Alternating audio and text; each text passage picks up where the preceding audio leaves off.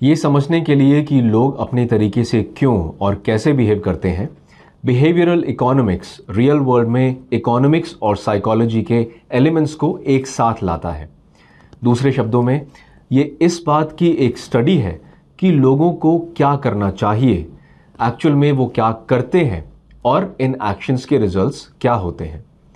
ये behavioural economics को traditional neo classical economics से काफ़ी अलग करता है, जो ये मानता है कि ज़्यादातर लोगों के पास वेल डिफाइंड प्रेफरेंसेस होते हैं और हर एक ह्यूमन एक वेल इन्फॉर्म्ड तथा रैशनल डिसीजंस लेता है। ये अंतर कॉन्सेप्ट की जड़ तक जाता है और इसे बेहतर ढंग से समझने के लिए हम एक एग्जाम्पल लेते हैं। तो मान लीजिए आप सुबह में अपने कार की सफाई करना पसंद करते हैं, जो आपके लिए एक एडिक्वेट एक्सरसाइज के अलावा 500 रुपये की बचत भी करता है, जिसे आपको अपने कार क्लीनर को देना पड़ता है। अब आप मान लीजिए कि आपका पड़ोसी आपके पास अप्रोच करता है और आपसे कहता है कि आप इसके बजाय उसकी कार साफ कर दें और वो इसके लिए आपको महीने में 700 रुपये देने को तैयार है। अब सवाल उठता है, क्या आप ऐसा करेंगे? रैशनली आपको उसकी कार साफ कर देनी चाहिए, क्योंकि इससे आपको पूरे 200 रुपये का प्रॉफिट है। लेकिन आमतौर पर मैक्सिमम लोग ऐसा करने से इनकार कर देंगे। ऐसे सिनेरियोज पोज करने और ऐसे सवाल पूछने के जरिए बिहेवियरल इकोनॉमिक्स समृद्ध हुआ है, क्योंकि बिहेवियरल इकोनॉमिक्स फैसला लेने के इमोशनल तथा इम्पल्स साइड पर भी फोकस करता है, क्योंकि ह्यूमन लगातार एनवायरनमेंट और सर्कमस्टांसेस से प्रभावित होता रहता है। इसलिए इस वीडियो में मैं आपको किसी इन्वेस्टर के पर्सपेक्टिव से बिहेवियरल इकोनॉमिक्स के फाउंडेशन की ओर ले जाऊंगा। इस वीडियो के पहले सेक्शन में हम कुछ थ्योरी तथा बायसेस की जांच करेंगे, जो आमतौर पर इन्वेस्ट करते समय देखे जाते हैं, और अगले सेक्शन में हम कुछ क्विक स्ट्रैटेजीज तथा टिप्स की बात करेंगे कि किस तरह एक रैशनली चैलेंज्ड एनवायरनमेंट में फैसला लेने की कैपेसिटी को इंप्रूव किया जा सकता है। तो आइए शुरू करते हैं।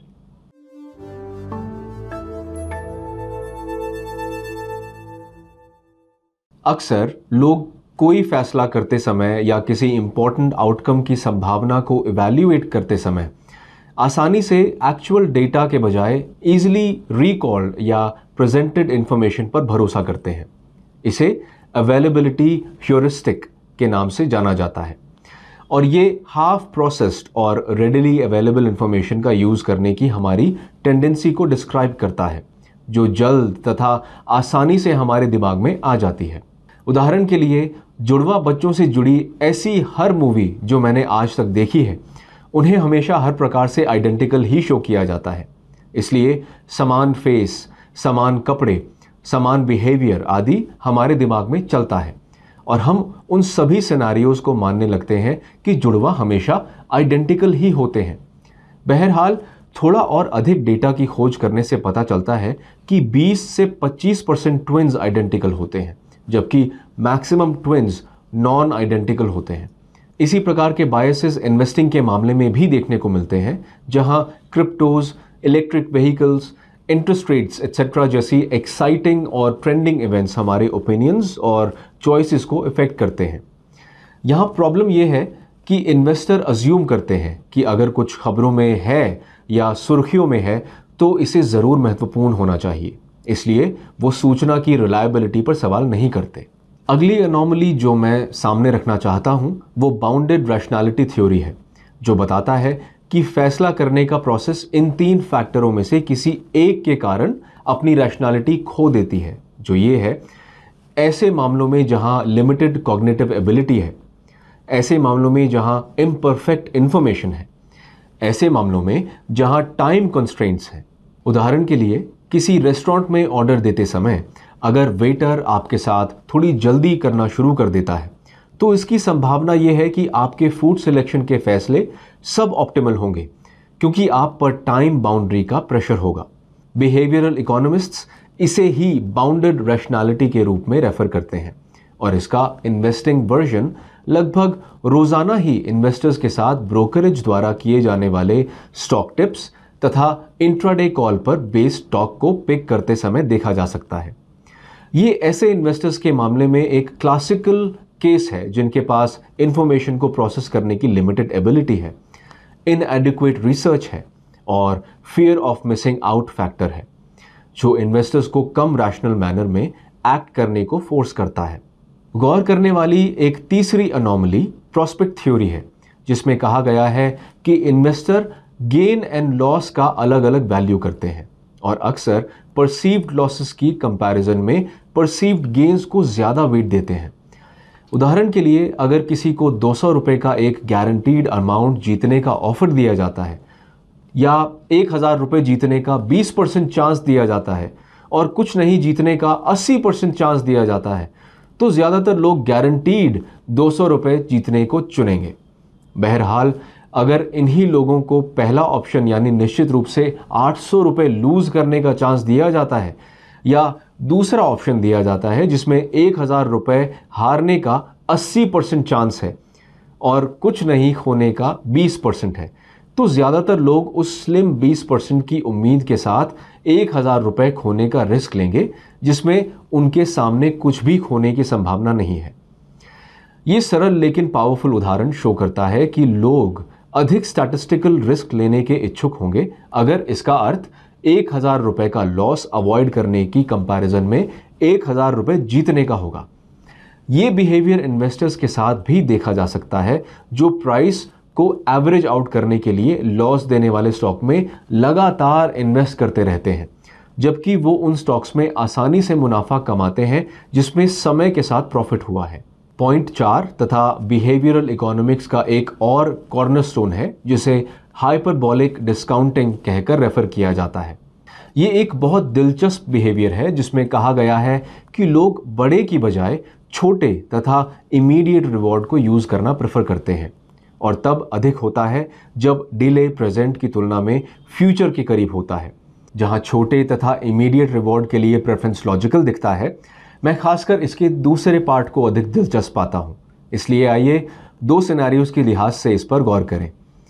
पहले सिनेरियो में एक स्टडी में पार्टिसिपेंट्स को 5000 रुपए का इमीडिएट पेमेंट का या 1 साल के बाद 10,000 रुपए के पेमेंट का ऑफर किया जाता है और पार्टिसिपेंट्स की एक बड़ी संख्या ने 5000 रुपए के इमीडिएट पेमेंट का ऑप्शन चुना।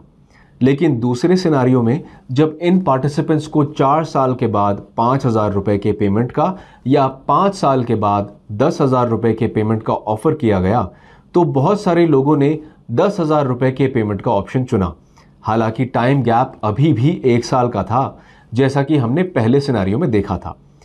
इसे अलग तरीके से कहें तो लोग अधिक इंतजार करने से बचते हैं क्योंकि इंतजार प्रेजेंट टाइम के करीब होता है, और ये कहने का एक दूसरा तरीका है कि हम इम्पेशेंट हैं और शॉर्ट टर्म में इमीडिएट रिवॉर्ड प्रेफर करते हैं, लेकिन लॉन्ग टर्म में हम ज़्यादा पेशेंट हो जाते हैं और बेहतर रिवॉर्ड का वेट करते हैं।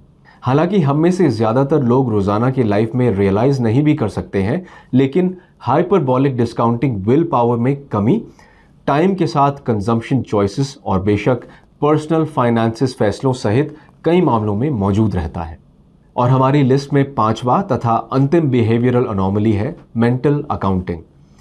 ये कॉन्सेप्ट बताता है कि हम मनी को सब्जेक्टिव वैल्यू असाइन करते हैं, जो कि डिपेंड करता है कि किस प्रकार हमने मनी अर्न किया, किस प्रकार हम इसका उपयोग करना चाहते हैं और ये हमें कैसा महसूस कराता है। एग्जाम्पल के लिए, मान लें कि आप एक ऐसे व्यक्ति हैं जो अपने मनी को बहुत वाइजली खर्च करते हैं और भले ही अमाउंट छोटा हो, आमतौर पर किसी प्रकार के कॉन्स्पिक्यूअस स्पेंडिंग का सहारा नहीं लेते हैं। लेकिन मान लीजिए आपको सड़क पर 100 रुपए का एक नोट गिरा मिलता है। सवाल यह है कि क्या आप हमेशा की तरह उस पैसे को अपने पास रखेंगे और क्या आप अपने पसंदीदा स्ट्रीट फूड स्टॉल पर स्नैक्स और बेवरेजेस पर अपने इस गुड लक को एनकैश करेंगे। मेरा गेस है कि 100 रुपए का वो नोट अगले 1 घंटे के भीतर ही आपके पेट में समा जाएगा, जो ये पॉइंट एस्टैब्लिश करता है कि लोग मनी को डिफरेंट वैल्यू असाइन करते हैं, जिसे वो सैलरी या बर्थडे मनी, सालाना bonus, emergency capital, sanction loan amount और लॉटरी विनिंग्स आदि के रूप में प्राप्त करते हैं। इन्वेस्टिंग के मामले में मेंटल अकाउंटिंग शो करता है कि कब कुछ इन्वेस्टर अपने इन्वेस्टमेंट को सेफ पोर्टफोलियो और एक स्पेक्युलेटिव पोर्टफोलियो के रूप में डिवाइड करते हैं। अंडरस्टैंडेबली इसे स्पेक्युलेटिव इन्वेस्टमेंट से किसी भी प्रकार के नेगेटिव रिटर्न से बचाव करने के लिए किया जाता है, लेकिन सच्चाई यह है कि किसी इन्वेस्टर का वेल्थ उसकी तुलना में उससे बिल्कुल ही अलग नहीं है जिसे लोगों ने एक ही बड़े पोर्टफोलियो में रखा था। ठीक है, तो इसके साथ ही हमने इस सेक्शन में 5 अलग अलग अनोमली की चर्चा की है, और अगर आपने इन्हें दिलचस्प पाया है तो कुछ और रिसोर्सेज पर ज़रूर गौर करें जिन्हें हमने इस वीडियो के डिस्क्रिप्शन में आपके लिए कंपाइल किया है। अगले सेक्शन में हम बिहेवियरल इकोनॉमिक्स पर हमारे प्रेजेंटेशन को एडवांस करेंगे और कुछ स्ट्रैटेजीज तथा टेक्निक्स की जांच करेंगे जिन्हें हम इनमें से कुछ बायसेस और पेक्युलैरिटीज को खत्म करने या कम से कम मिनिमाइज करने के लिए यूज कर सकते हैं।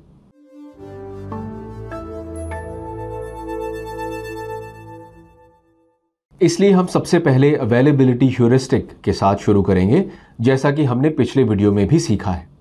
ये वो बिहेवियर है जो उन कई शॉर्टकट्स का रिजल्ट है जिसे हमारा ब्रेन बहुत सारी जानकारियों को प्रोसेस करने के लिए यूज करता है। अब इस बायस को ओवरकम करने के लिए या कम से कम मिटिगेट करने के लिए क्या कारगर होता है, उसे हम सिस्टम 2 थिंकिंग के रूप में रेफर करते हैं। तो सिस्टम 1 फास्ट और ऑटोमेटिक है, लेकिन सिस्टम 2 थिंकिंग एक डेलिब्रेटिव, केयरफुल और फैसला लेने का एक बहुत ही रिफ्लेक्टिव तरीका है। एसेंशियली सिस्टम 2 थिंकिंग कहती है कि एक महत्वपूर्ण फैसला लेते समय हमेशा एक कदम पीछे हटना चाहिए, और ये सुनिश्चित करने के लिए कि इस तरीके में ऐसा कुछ नहीं है जो किसी के व्यू को डिस्टॉर्ट कर रहा है। इन्वेस्टिंग के संबंध में इस केयरफुल और रिफ्लेक्टिव थिंकिंग में इस प्रकार की चीज़ें शामिल हो सकती हैं, जैसे कि जजमेंट करते समय बेस रेट तथा प्रोबेबिलिटीज़ पर विचार करना, ट्रेंड तथा पैटर्न के इम्पैक्ट को प्रोसेस करना, आउटलायर्स तथा रैंडमनेस को समझना, किसी फैसले पर आने से पहले सेकंड ओपिनियन लेना और पीछे मुड़ना तथा अपने पास की किसी भी पुरानी जानकारी को रिविजिट करना जो किसी फैसले को सपोर्ट या रिजेक्ट कर सकती है। दूसरी तकनीक जो वास्तव में बायसेस को एलिविएट कर सकती है वो है प्री कमिटमेंट। इसलिए मुख्य रूप से प्री कमिटमेंट, जैसा कि नाम से पता चलता है, ये इन चीज़ों में खुद को क्लियर करने के बारे में है। आपके गोल्स क्या हैं, आपका प्लान क्या है और आप क्या कमिट कर रहे हैं। बेशक आप इसके साथ जितना अधिक स्पेसिफिक हो सकते हैं, आपका रास्ता उतना ही अधिक इफेक्टिव हो सकता है, और इसे बहुत एलैबोरेटिव प्रोसेस नहीं होना चाहिए, और इसे इस प्रकार के सिंपल डिक्टैट्स के साथ कंपाइल किया जा सकता है। मैं एक फ्लेक्सी कैप फंड में हर महीने 5,000 रुपये इन्वेस्ट करूंगा, या मैं 1 जनवरी को साल में एक बार मेरे पोर्टफोलियो को रीबैलेंस करूंगा, वगैरह। ये सेल्फ कंसिस्टेंसी एक बड़ा तरीका है जिसके जरिए बायसेस और टेम्पटेशंस को ओवरकम किया जा सकता है, जिसे आमतौर पर लॉन्ग टर्म वेल्थ क्रिएशन का एक प्राइम सोर्स माना गया है। तीसरा बिहेवियरल इकोनॉमिक्स मिटिगेशन स्ट्रैटेजी वो है जो नज के नाम से पॉपुलर है। तो बिहेवियरल इकोनॉमिक्स में नज लोगों को स्पेसिफिक डिसीजंस लेने के लिए मोटिवेट करने के द्वारा लोगों के चॉइस को मैनिपुलेट करने का एक तरीका है। उदाहरण के लिए, आपके ऑफिस कैफेटेरिया के कैश रजिस्टर के पास एक फ्रूट बास्केट रखना एक वंडरफुल नज है जो लोगों को हेल्दियर फूड ऑप्शन चूज करने के लिए मैनिपुलेट करता है। ये कहने के बाद ये ज़रूर नोट करें कि नज कभी भी कोएर्सिव नहीं होता, इसलिए जंक फूड को बैन करना या लोगों को हेल्दियर फूड ऑप्शन न चुनने के लिए दंडित करना कोई नज नहीं है। एक्चुअल में एक नज सीमलेसली डेवलप किया जाना चाहिए जिससे एनवायरनमेंट पर बड़ा प्रभाव पड़े। एक इन्वेस्टर के पर्सपेक्टिव से एक नज किसी महीने की पहली और 5वीं तारीख के बीच आपके SIP इंस्टॉलमेंट डिडक्शंस के सेटअप जैसा है, जिससे कि एसेंशियल और नॉन एसेंशियल आइटम्स पर बैलेंस का यूज करने से पहले आपके इन्वेस्टमेंट गोल्स का ध्यान रखा जा सके। इसी तरह जब कोई ELSS फंड्स के माध्यम से निवेश करता है तो प्रोडक्ट रिडेम्पशन की प्रवृत्ति पर लिमिट लगाकर एक नज का काम करता है, और ये सुनिश्चित करता है कि आपके पैसे को अपना जादू करने के लिए कम से कम 3 साल मिले।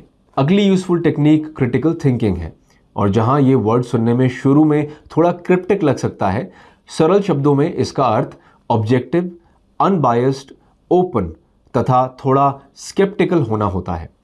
अगर इसे थोड़ा और विस्तार से समझाएं तो पहली बात ये कि क्रिटिकल थिंकिंग के लिए हमें फर्स्ट अवेलेबल इंफॉर्मेशन पर अपने इन्वेस्टमेंट फैसलों पर भरोसा नहीं करना चाहिए और ना ही उसे बेस बनाना चाहिए। इसकी जगह आपको पूरी तरह से रिसर्च करने के लिए टाइम निकालना चाहिए और अपने कैनवस को एक मच ब्रॉडर व्यू से देखते हुए किसी फंड, कंपनी या प्रोडक्ट के बारे में कोई नेगेटिव पॉइंट ढूंढने का प्रयास करना चाहिए। क्रिटिकल थिंकिंग से जुड़ा दूसरा ट्रेट हेल्दी स्केप्टिसिज्म है, जो ऑप्टिमिस्ट तथा पेसिमिस्ट पर सवाल करने से आता है, जो सच्चाई के करीब लाता है और हमें स्मार्ट इन्वेस्टिंग पर फैसले करने में हेल्प करता है। और फिर एक खुले दिमाग की ज़रूरत है जो ये इंश्योर करे कि आप किसी स्टॉक या फंड मैनेजर में इमोशनली इन्वेस्टेड ना हो। ओपन होना ये भी इंश्योर करता है कि कोई भी इन्वेस्टर बदलते पर्सनल और एक्सटर्नल सिचुएशंस पर निर्भर करते हुए अपने पोर्टफोलियो में ज़रूरी चेंज करने के लिए अधिक जिम्मेदार है। और लास्ट टैक्टिक जो हम सामने लाना चाहेंगे वो जापानीज शब्द शोशिन से जुड़ा है, जिसका मतलब होता है beginner's mind. In the beginner's mind there are many possibilities, in the expert's mind there are a few. ये शुनरयू सुजुकी ने कहा था। आप देखें, बिगिनर्स माइंड बिना किसी प्री कंसेप्शंस के होता है, जिसका मतलब ये हुआ कि ये किसी रैशनैलिटी से बंधा हुआ नहीं होता, जो इसे किसी एक्सपर्ट के माइंड की तुलना में बहुत अधिक पॉसिबिलिटीज के लिए खोलता है।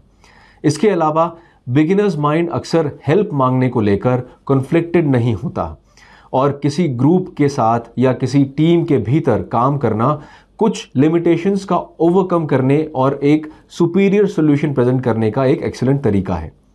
इन्वेस्टिंग में ये खुद को बुक्स, न्यूज़लेटर, यूट्यूब वीडियो वगैरह के साथ एजुकेट करने, मास्टरमाइंड ग्रुप्स जहां लोग इन्वेस्टिंग पर चर्चा करते हैं उसके साथ ज्वाइन करने या किसी फाइनेंशियल एडवाइजर के सेवाएं लेने के रूप में आता है। ठीक है, तो ये कुछ स्ट्रैटेजीज और टैक्टिक्स थे जिसका यूज आप हमारे कुछ बायसेस को डिमिनिश करने या कम से कम एलिविएट करने के लिए यूज कर सकते हैं, जैसा कि बिहेवियरल इकोनॉमिक्स के तहत एक्सप्लेन किया गया है।